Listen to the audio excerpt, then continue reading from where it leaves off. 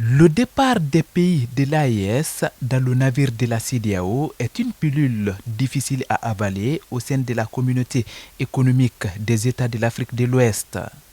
L'institution sous-régionale donne 6 mois à ces 3 pays afin de revenir à la maison.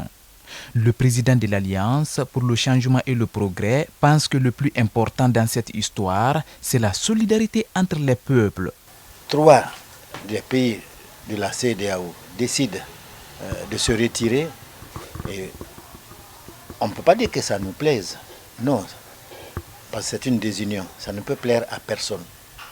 Mais il faut respecter le choix de tout un chacun. Le plus important, c'est que les peuples restent soudés. Parce que les dirigeants passent, mais les peuples demeurent.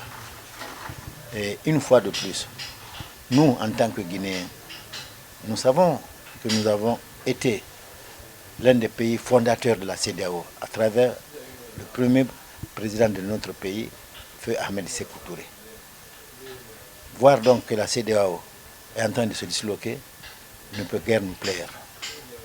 Nous pensons que le moment viendra où les dirigeants se comprendront et reviendront à de meilleurs sentiments afin que l'Afrique soit encore plus forte. 2 médiateurs ont été désignés à l'issue d'une rencontre de la semaine dernière pour faire revenir le Burkina Faso, le Niger et le Mali dans l'institution.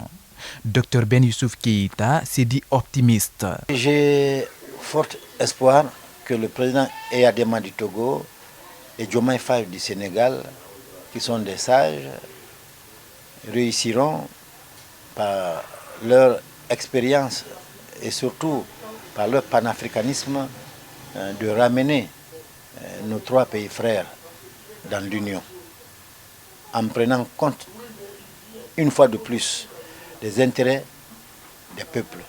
Nous ne voulons pas que la rupture des pays sahéliens avec les restes de la CEDEAO se consomme. Le président de l'ACP invite par ailleurs la CEDEAO à comprendre les réalités de chaque pays pour éviter la dislocation de l'institution sous-régionale. Alors moi je voudrais une fois de plus que la CEDEAO se comprenne avec les dirigeants actuels de notre pays, qui n'ont qu'une et une seule ambition, c'est de créer le bonheur et le bien-être pour la population guinéenne, pour le peuple de Guinée. Aucun problème qui puisse amener l'instabilité, qui puisse amener les conflits ou qui puisse amener des discordes entre les fils de ce pays ne doit être toléré. Selon l'accord signé entre la CEDEAO et les autorités guinéennes, la transition guinéenne devrait prendre fin ce 31 décembre 2024, mais vu les réalités sur le terrain, cette date ne sera pas tenable.